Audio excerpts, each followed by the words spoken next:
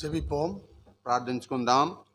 మగా కృప నిరంత పరిశుద్ధముల పరలోక தாகப்பனே, இந்த மனமகிழ்ச்சி நாளுக்காக கூட கூடி ஸ்தோத்திரம் அப்பா. குடும்பங்களாக எங்களை ஒன்று கூட்டி உங்களுடைய சன்னிதானத்திலே நாங்கள் ஒன்று சேர கிருபையாதரே உங்களுக்கு நன்றி தாப்பனே.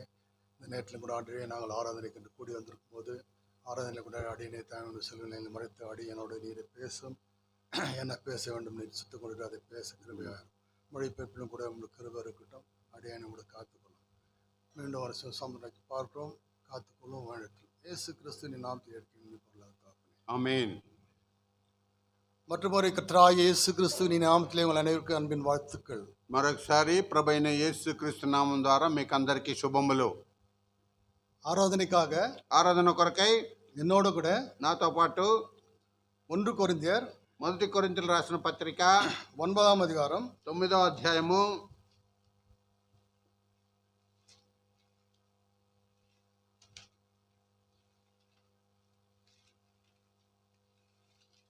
9వ అధ్యాయము 9 24వ వచనத்தை நாம் அனைவரும் சேர்ந்து வாசிக்கலாம். 24వ వాక్యమును అందరూ కలిసి చదువుకుందాం. మొదటి కొరింథీయులకు రాసిన పత్రిక 9వ అధ్యాయము 24వ వాక్యం కలిసి చదువుకుందామండి. பந்தயசாலையில் ஓடுகிறவர் எல்லாரும் ஓடுவார்கள், వారందరూ పరిగెత్తగానే ఒక్కడే బహుమానం పొందునని మీకు తెలియదా? అటువలే మీరు బహుమానం పొందినట్లుగా పరిగెత్తుడి. பந்தயசாலையிலே ஓடுகிறோம் என்றால் పందెపు రంగమందు పరిగెత్తువారం అంటే ஒரு ரன்னிங் ரேஸ்ல நம்ம போகும்போது ఒక పందెము రంగంలో పరిగెత్తేటప్పుడు அதுல நம்ம பிரைஸ் வாங்கணும். దాంట్లో మనము బహుమానం పొందవలేను. அதுக்காக தான் நம்ம ஓடுறோம். దాని కొరకే మనం పరిగెడుతున్నాం. రెండవ భాగத்துல அதே தான் சொல்லியிருக்குது. రెండో భాగంలో అదే చెప్పబడుతున్నది. நீங்கள் பெற்றுக்கொள்ளத்தக்கதாக ஓடுங்கள். మీరు పొందుట కొరకై పరిగెత్తుడి. நம்முடைய வாழ்க்கையும் இப்படியேப்பட்ட வாழ்க்கையே தான். మన జీవితం కూడా ఇలాంటి జీవితం అయి ఉంటున్నది. ஒவ்வொரு நாளும் நம்ம ஓடிக்கொண்டே இருக்கிறோம். ప్రతి దినము పరిగెత్తునే ఉన్నాం. நம்ம நிக்கிறதுக்கு சான்ஸ் இல்ல. మనం నిలబడడానికి అక్కడ అవకాశం లేదు. எவ்வளவு நாள் நாம் ஓட ஆண்டவர் சித்தமா இருக்கிறோம் அவ்வளவு நாள் நம்ம ஓடிக்கொண்டே இருக்கோம். ఎంత కాలము మనం పరిగెత్తవలనని దేవుని చిత్తమైనదో అంతకాలం మనం పరిగెడుతూనే ఉండాలి. ஒரு உதாரணத்துக்கு இந்த கடிகாரம் இருக்குதுங்க. ఒక ఉదాహరణకు గడియారం ఉన్నది. సెల్ వీక్ అయిపోయింది. సెల్ అది చాలా వీక్ అయిపోయింది. అది నిన్ను పోச்சு. అది నిలిచిపోతుంది. அது ஒரே இடத்துல இருக்கும். అది ఆ స్థలంలోనే ఉంటుంది. అది நம்முடைய வாழ்க்கை அப்படி கிடையாது. మన జీవితం అలాంటిది కాదు. ஒரு காலத்துல ஆண்டவர் நம்ம குறித்த காலத்திலே நம்ம வாழ்க்கை நின்று போகும். దేవుని యొక్క గుర్తింపు ఆ యొక్క దినములు వచ్చినప్పుడే మన యొక్క జీవితం ఆగిపోతుంది. ஆனா இந்த கடிகாரம் அப்படி அல்ல. అయితే ఈ గడియారం అలాంటిది కాదు. மறுபடியும் ஒரு புது செல்லை போட்டா ஓடும். అది ఇంకా కొత్త సెల్ వేసినట్టే మళ్ళా పరిగెత్తున్నది. நம்முடைய வாழ்க்கை இப்படிப்பட்ட வாழ்க்கை தான். இதுக்காகத்தான் ஓடிக்கொண்டிருக்கிறோம். కనుక మన జీవితం కూడా అలా ఉంటది. కనుక మనం కూడా దీని కొరకే పరిగెత్తుతూ ఉండవలేను. நாம் ஓடிக்கொண்டிருக்கிற வாழ்க்கை ஒரு மீனிங்ஃபுல்லான வாழ்க்கையா இருக்க வேண்டும். మనం పరిగెత్తుట ఒక మనకు మనకు ఒక అర్థముగా కలిగిన మాట పరుగుగా ఉండాలి జీవితంగా. நாம் எதற்காக ஓடுகிறோம் என்று మనం ఎందుకొరకే మనం పరిగెడుతున్నాం అంటే ஒரு వచనத்தை వాసిத்து அறிந்து கொள்ளலாம். ఒక వాక్యమును ధ్యానించి దాన్ని బట్టి మనం తెలుసుకుందాం. ఫిలిప్పియర్ 3:14 అனைవரும் சேர்ந்து వాసిద్దాం. ఫిలిప్పీయులకు రాసిన పత్రిక 3:14 అందరూ కలిసి చదువుకుందాం. ఫిలిప్పీయులకు రాసిన పత్రిక 3వ అధ్యాయం 14వ వాక్యం కలిసి చదువుకుందాం. ఫిలిప్పీయులకు రాసిన పత్రిక 3:14.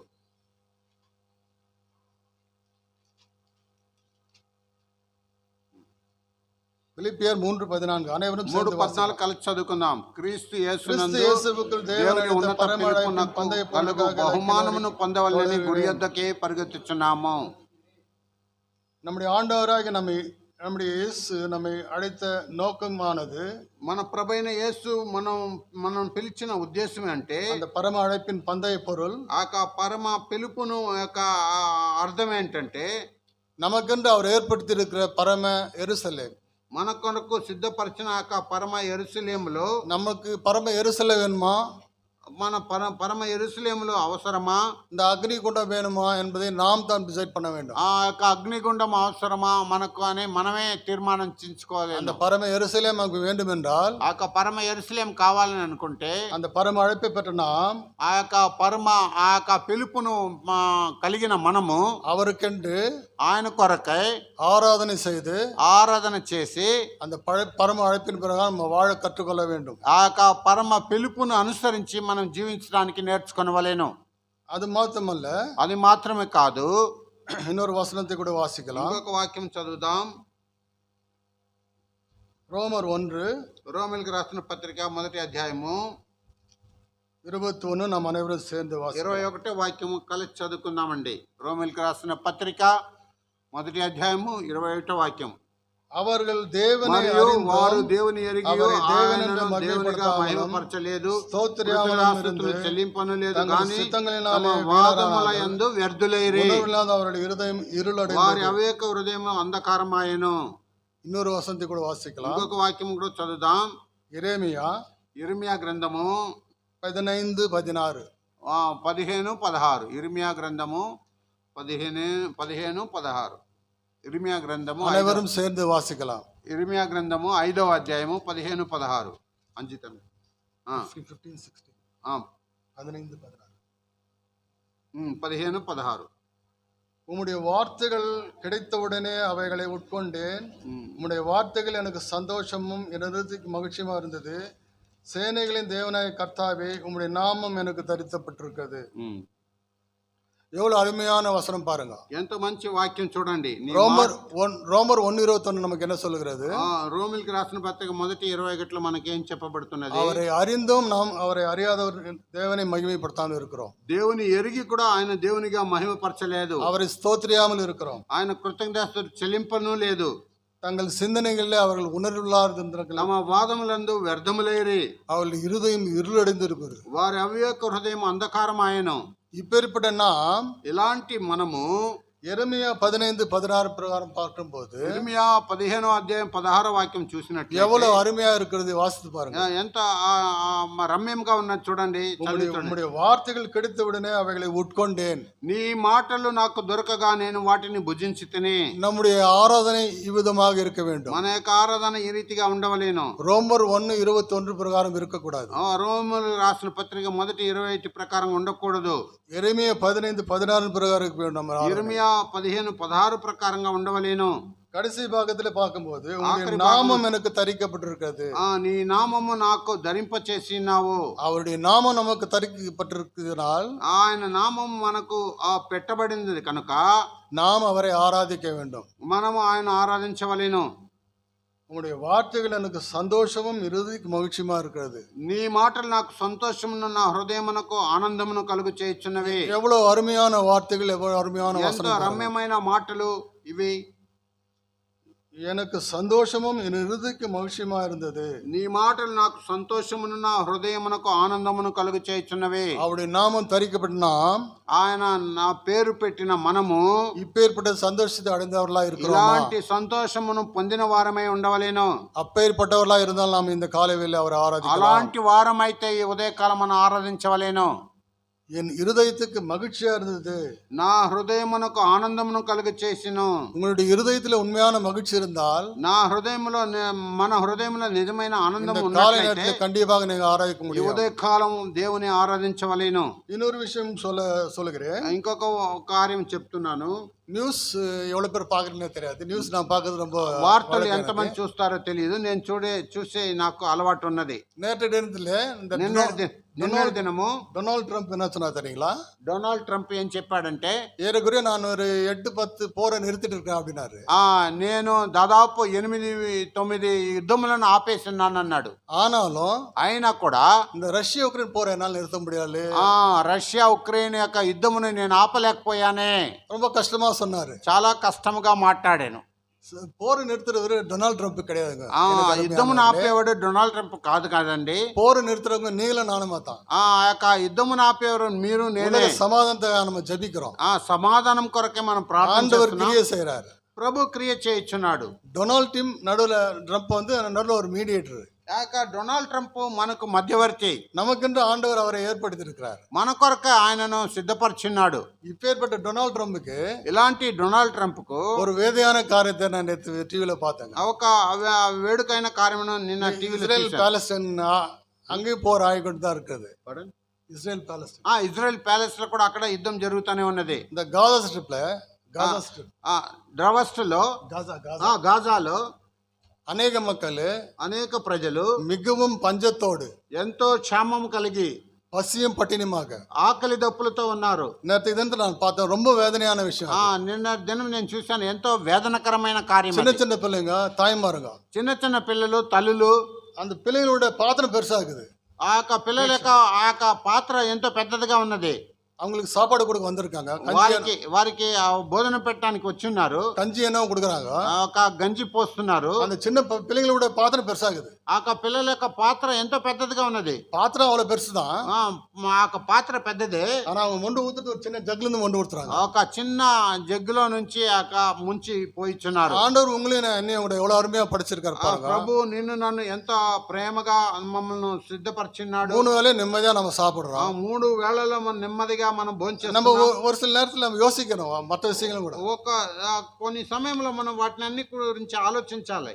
மிகவும் வேதனையா இருந்தது எனக்கு பார்த்தது. ఎంతో వేదన కలిగింది ఆ దృశ్యం చూసి. பாத்திரம் பெருசா இருக்குங்க, ఆ పాత్ర ఎంతో పెద్దదిగా ఉన్నది. அது எவ்வளவு பேருக்கு சாப்பாடு அவங்களுக்கு தேவையே தெரியல. అది ఎంత వరకు ఎంతమంది తింటారో తెలియదు కానీ பாத்திரம் பெருசு, ఆ పాత్ర పెద్దది. அவங்க ஊத்துற கஞ்சி ஒரு சின்ன ஜக்ல தான் ஊத்திட்டு இருக்காங்க. వాళ్ళు దాంట్లో పోసేది ఒక చిన్న జగ్గులో పోస్తున్నారు అంతా. இந்த விஷயம் டொனால்ட் ட்ரம்ப்க்கு தெரியாதுங்களா? ఈ విషయం డొనాల్డ్ ట్రంప్ తెలియదా? மிகப்பெரிய நாடு அமெரிக்கா, అంత గొప్ప దేశము అమెరికా. அப்படியே இருக்குது இப்படி இருக்குது, అలాగ ఉంటది ఇలాగను ఉంటది. எல்லாத்தையும் பார்த்து நாம அனுசரித்து అన్నిటిని చూసి మనం అనుసరించి நம்முடைய வாழ்க்கையில நாம் வெற்றிகரமா ஓடுகளாக మనం కూడా ఆ దేవుని సన్నిధిలో అలాగా ప్రార్థన చేయవలెను.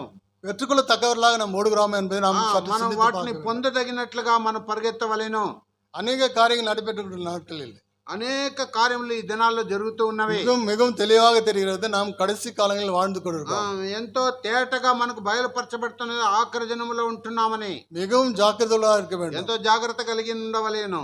இந்த வாரம் ఈ యొక్క వారము ஆராதனை செய்யணும், ఆరాధన చెయ్యాలి. இந்த வாரம் செய்யலனா ఈ వారం చేయకపోతే இன்னும் ஒரு வாரம் காத்திருக்கும் நெக்ஸ்ட் ఇంకా ஆராதனை. ఒక వారం వరకు మనం కాచుకొని ఉండవలేను. சற்று தியானித்து யோசித்து பாருங்க. మనం ఒకసారి ధ్యానించి ఆలోచించి చూడండి. போன வாரம் முழுவதுமாக நமக்கு ஆண்டவர் எத்தனையோ நல்ல காரியங்களை செய்தார். ఆ గత వారం అంతా కూడా ఎంతో మేలులు చేసిన దేవుడై ఉన్నాడు. உண்மைதான், நம்மில் அநேகருக்கு அநேக வியாதி பலவீனங்கள் இருக்கிறது. మనలో అనేకులకు అనేక వ్యాధి బలహీనతలు ఉన్నవి. இதன் மத்தியிலும் கூட ஆண்டவர் நம்மை நேர்த்தியாக நல்ல விதமாக நடத்தி வருகிறார். దీని మధ్యలో కూడా ప్రభు మనల్ని చక్కగా తీర్చిదిద్దమని నడిపిస్తున్నాడు. கேட்ட வசனத்தின் பிரகாரம், విన్న వాక్యపు ప్రకారము அவருடைய நாமம் தரிக்கப்பட்டவர்களாய், ఆయన పేరు పెట్టబడిన వారమై உண்மையாக அவரை நாம் இந்த காலவேளை ஆராதிக்க கடமைப்பட்டிருக்கோம். నిజముగా ఆయన ఆరాధించవలసిటకు రుణపరచబడి ఉన్నాం. அது மாத்திரமல்லாமல், అది మాత్రం కాదు, இந்த சங்கீதம் కీర్తన 95, 95,